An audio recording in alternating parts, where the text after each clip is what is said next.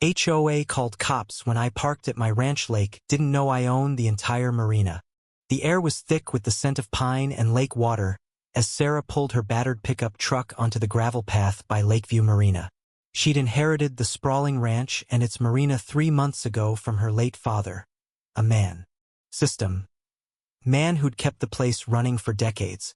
The sun was dipping low, casting an amber glow over the calm waters, and Sarah felt a rare moment of peace.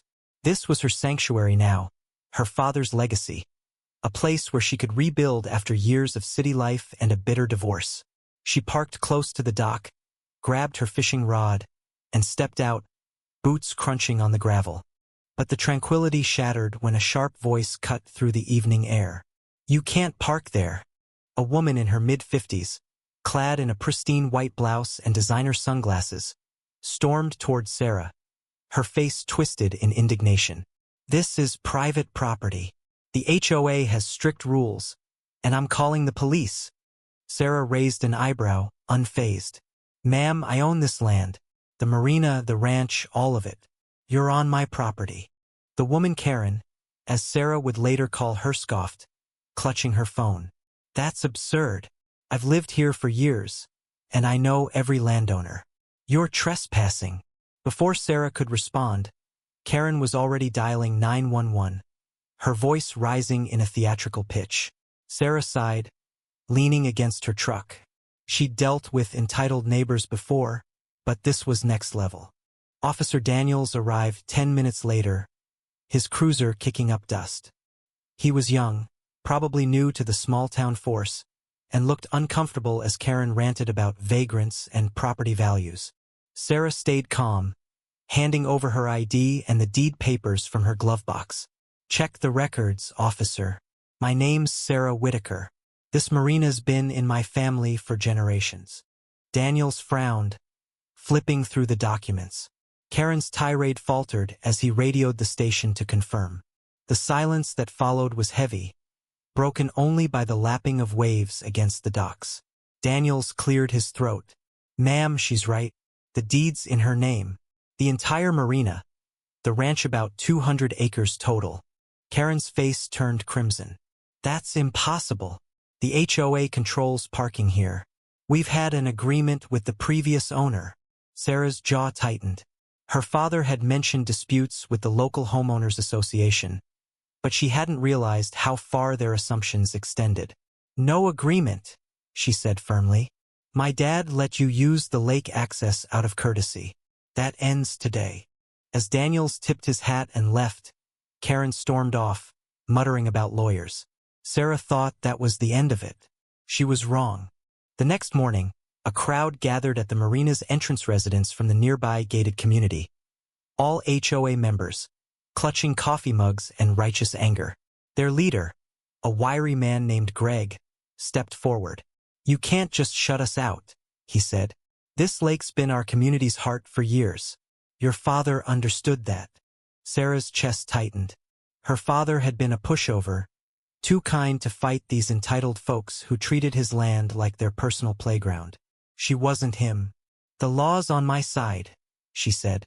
"You want access? Lease it. Fair market rate."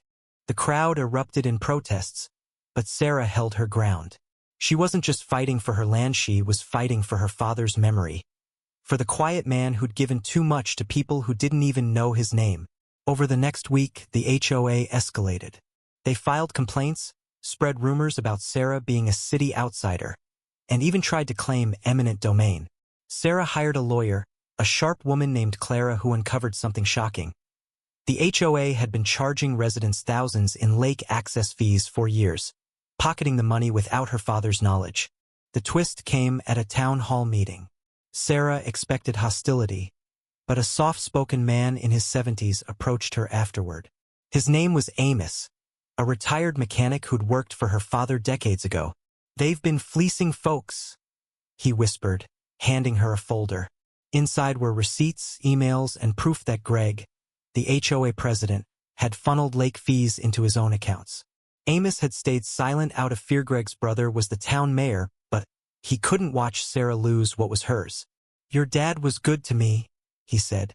"This is for him." Sarah's throat burned with gratitude. Amos's evidence shifted everything. Clara used it to file a counter-lawsuit, exposing the HOA's fraud. The community turned on Greg, and whispers of his resignation spread. But victory came at a cost. The town's anger didn't just fall on Greg, it turned on Sarah. Notes appeared on her truck. Go back to the city. Her mailbox was smashed. At night, she heard footsteps near the ranch house, and her sleep grew fitful. Weeks later, the Marina was quiet again, but the fight had drained Sarah. She'd won the legal battle, the HOA's claims were dismissed, and Greg faced charges, but the community's resentment lingered. She sat on the dock one evening, clutching her father's old fishing hat, and realized the bitter truth. Owning the Marina didn't make it hers. The lake held memories for these people: 2 barbecues, first kisses, lazy summers. Her father had shared it freely, and in their eyes, she'd stolen that legacy. Sarah made a choice. She leased the Marina to the town for $1 a year with conditions. No more HOA scams, and a plaque honoring her father. The deal was signed, but as she drove away from the Marina for the last time, her heart ached.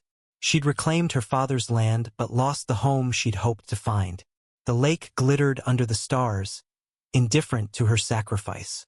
What would you have done in Sarah's place? Stand your ground or share the land, knowing it might cost you peace?